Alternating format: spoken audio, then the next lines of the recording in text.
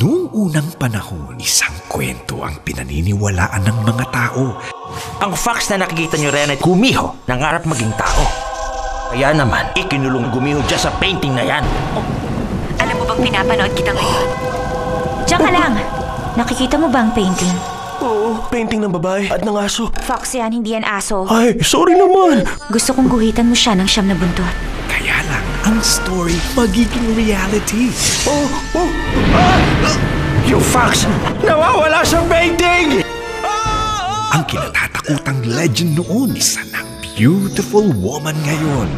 Isa akong Gumiho. Ah!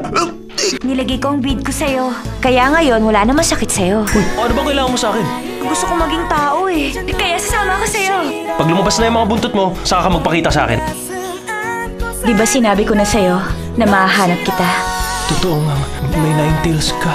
Pwede nga bang mainlove ang isang tao sa isang mystical creature?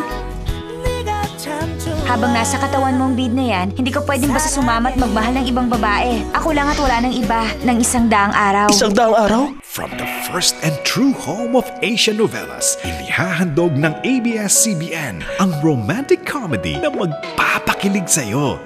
Bakit biglang bumilis ang tibok ng puso ko? Dewong! Gustong-gusto kita talaga!